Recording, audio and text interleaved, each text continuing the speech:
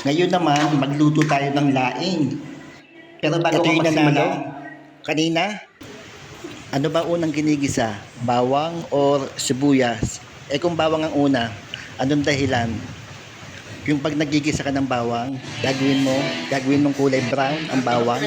Ito na ang sahog niyan, baboy, dahon ng gabi, sibuyas, bagoong alamang, sili labuyo, luya, tapos sibuyas, purong gata. Ito yung pangalawang piga na gata, baboy. Ang unang gagawin natin dito, unang igigisa natin yung bawang, gagawin natin kulay brown. And after, sibuyas, igisa natin na mabuti yung sibuyas. Tapos, luya, yan, igisa natin mabuti. Ito yung nagpapalasa dito. Tapos, yung bagoong, ito madansa to, kailangan natin igisa yung bagoong, tsaka maalat to. Ang gagawin natin, ipaprocess muna natin. Lalagyan natin ng asukal, yung bagoong, para mawala yung alat. Tapos, yung bagoong alamang, lagyan natin ng suka.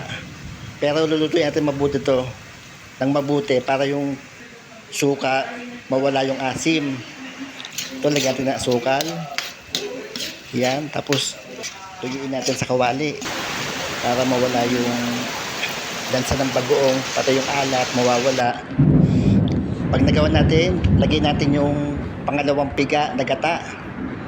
And after, lagay natin yung dahon ng gabi. Dahil matagal maluto to, kailangan medyo madami yung pangalawang piga na gata. Dito natin unang lulutuin to, yung gabi sa pangalawang piga. Tapos takpan natin.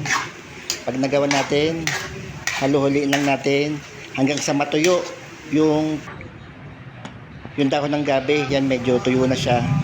Naluto na yan sa pangalawang piga. Tapos pag natuyo na, ilagay natin yung puro na gata. Yan, nakikita nyo, purong gata yan. Lutuin natin sa purong gata para mas masarap.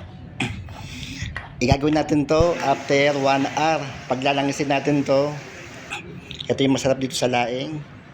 Paglangisin natin ng 1 oras. Tapos, lagyan natin ng cubes. Haluhulin lang natin. Tapos, lagyan natin ng siling labuyo. Gawin lang natin sa mahinang apoy. Pero, yan na ang ating laing. Tara na, kain na tayo.